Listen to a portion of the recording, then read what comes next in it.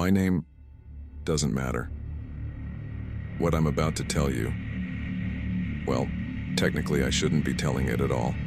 I signed papers, a lot of papers, but after more than 2 decades carrying this weight, waking up every night seeing those eyes, people need to know. This happened in 2002, just 1 year after the invasion of Afghanistan, in the mountains of Kandahar. And if you think you know what's hidden in those caves, you don't know anything. I was a Special Forces operator, Green Beret. We didn't do routine patrols. We fixed problems other people created. And on that October day in 2002, the problem was simple. An entire squad had vanished. 6 men. They went out on a standard patrol in a remote mountainous region. They never came back. No communication, no distress signal. As if the earth had swallowed them whole. Our mission was simple: find them, alive or dead. We lifted off before dawn. There were 8 of us. Most were veterans of other operations. We'd been in Afghanistan less than a year since the invasion began, but we'd already seen heavy combat. I thought I'd seen everything. I was wrong. It took us 3 hours to reach their last known coordinates. An area even the locals refused to go near. The mountains there had a wrong feeling. That's the best way I can describe it. Jenkins spotted it first. Military gear scattered along the slope. Backpacks, weapons, a cracked helmet. All abandoned, like they'd dropped everything in a hurry. But there were no bodies, no blood. There were footprints. They weren't normal footprints, they were massive. Way too deep. Our tracker, a guy who'd grown up hunting in Montana, went pale when he saw them.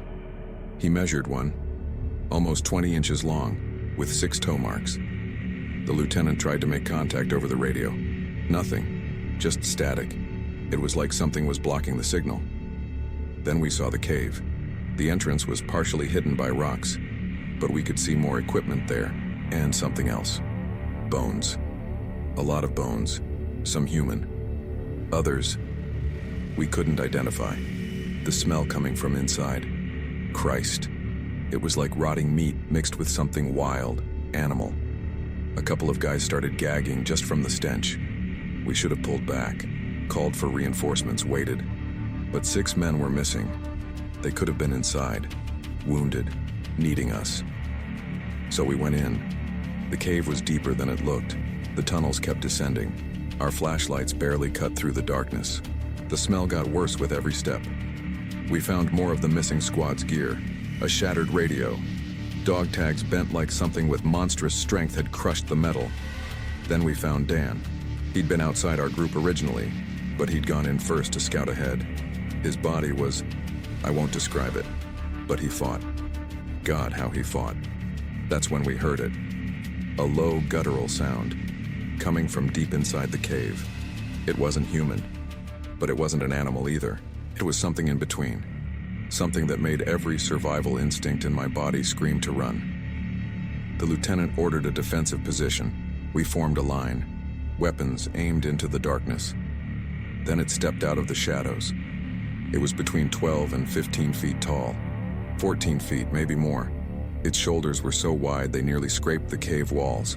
Long, tangled red hair and beard, matted with things I didn't want to identify. Pale skin caked in dirt and something that looked like dried mud. But it was the eyes. Jesus Christ, the eyes. Yellow, furious, intelligent. It was wearing crude leather clothing, animal hide, roughly tanned.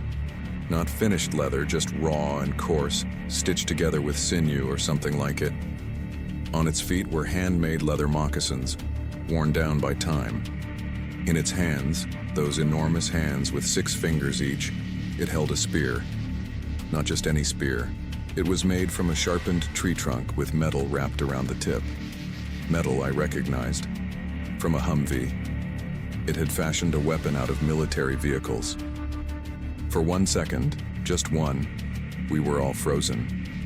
It stared at us. We stared at it. Like neither side could believe what it was seeing. Then the lieutenant shouted something. I don't remember what. And the creature roared. You've never seen something move that fast. Something that size shouldn't be able to move like that, but it covered 50 feet in 2 seconds. We opened fire, all of us, M4s on full auto, and it kept coming. I saw the rounds hit, saw holes tear open in its chest and arms, but it was like shooting something that couldn't feel pain. The bullets barely slowed it. Blood poured out, but it didn't stop. Miller was up front, good soldier, father of 3. The creature grabbed him with one hand, and hurled him against the cave wall like a rag doll. The sound his body made. Patterson tried to flank from the right. The spear went straight through his back before he could fire, out through his chest. The creature lifted him into the air, still impaled, and roared again, like a display, a warning. Then it dropped the spear, with Patterson still on it, struggling to breathe, and charged us with its bare hands. Rodriguez was reloading when it grabbed him, both hands around his torso, and started squeezing. I heard his bones begin to give, heard Rodriguez scream. He was being crushed, literally broken in half. But Rodriguez was tough. Even with his ribs collapsing, even barely able to breathe, he raised his M4, aimed straight at the creature's face, and fired. 6, 7 shots, point blank. One eye exploded into blood and tissue. The giant howled, not in pain, but in rage, and staggered back, dropping Rodriguez. Rodriguez hit the ground, coughing blood. But he didn't stop. With what strength he had left, he aimed at the creature's neck and emptied the rest of the magazine. And I saw it. For the first time, I saw the thing actually react. It clutched its neck. Blood, so much blood, poured between its fingers. It stumbled back 2 steps. "The neck!" I shouted. "Aim for the neck!" That's when fear turned into organized fury. We fell back and formed a firing line. Jenkins had an M107, an anti-materiel rifle, 50 caliber, the kind of weapon you use against vehicles. "Concentrate fire on the neck," the lieutenant yelled. And we did. 30 seconds. Someone timed it later. 30 seconds of continuous fire, everything focused on the neck and head. Dozens of bursts. The Barrett thundered every 2 seconds, each shot tearing chunks away. The cave filled with smoke, blood, and the echo of gunfire. The giant tried to shield itself with its hands, tried to advance, but it couldn't. Every round to the neck made it stumble. Blood sprayed like a fountain. When we stopped, when our weapons clicked empty, it was still standing, swaying. Its neck nearly destroyed, half its throat gone. One eye blown out, but still standing. It took one more step toward us, opened its mouth, rows of yellowed, broken teeth, and made a guttural sound. Blood poured from its mouth. Then it fell. The impact shook the entire cave. No one spoke for a full minute. We just stood there, staring, weapons still raised, waiting for it to get back up. It didn't. The lieutenant approached, checked for a pulse, if it even had one the way we understand it, confirmed it was dead. We checked the wounded. Miller was gone. The impact had been too much. Patterson. God, Patterson was still alive, impaled on that spear, punctured lung. He didn't survive first aid. Rodriguez had half his ribs shattered, a collapsed lung, internal bleeding. We stabilized him long enough for extraction. He survived, but he was never the same. Medical retirement 6 months later, he saved all of us by finding the weakness. We lost 2 men there. Of the 6 we were searching for, we found pieces in the back of the cave. The creature had been keeping them, like a predator guarding prey. We called for extraction. They told us to wait. Don't touch anything. Don't move the body. 3 hours later, they arrived. They weren't regular military, no insignia, black uniforms, black helicopter, no numbers, no markings. They brought a reinforced steel cargo net. It took 6 men to load that thing into it. Even dead, it weighed, hell, I don't know, a ton, more? The man in charge, I never knew his name, never fully saw his face, gathered us together, put papers in front of us. "This never happened," he said.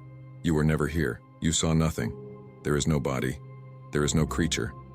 Do you understand?" We signed. Of course we did. What choice did we have? They took the body, took the evidence, took everything. They gave us 2 weeks of leave. Rest, they called it, as if rest could erase that from your mind. When I returned, my unit had been dissolved, everyone reassigned to different places. I never saw most of those guys again. For more than 20 years, I kept quiet. Woke up at night drenched in sweat, seeing those yellow eyes, seeing Patterson lifted on that spear. I looked for information, quietly, local legends from that region. You know what I found? The Afghans call them Garni Zumri, mountain lion. They say they live in the deepest caves, that they guard something ancient, that they've been there for thousands of years. There are cave drawings, old ones, showing giant figures, 6 fingers on each hand. And it's not just there. Stories of giants exist all over the world. Huge skeletons supposedly found and then disappearing. Same story every time, same cover-up. Why am I telling this now? Because I'm old. Because I can't carry it anymore. Because people deserve to know that there are real things in this world. Things governments hide from us. They'll call me crazy, a liar, a conspiracy theorist. But I was there. I saw it. My brothers died there. And something in those mountains of Afghanistan, something that shouldn't exist according to our science books, killed good soldiers and was erased like it never happened. They'll come looking for me after this. They probably already started the moment I began talking. I don't care anymore. Dan deserves to be remembered. Patterson, Miller, and those 6 men who disappeared before we got there. They deserve the truth. There was a giant in Kandahar. It was real. It killed American soldiers, and the government made the story disappear. Believe it or not. That's your choice. But look me in the eyes when I say this. I am not lying. And if you're military and served in that region, especially between 2010 and 2014, you might have heard rumors. Stories that never quite made sense. Patrols that vanished. Areas that were inexplicably off limits. The mountains of Kandahar hold secrets. Ancient secrets. Deadly secrets. And I came face to face with one of them.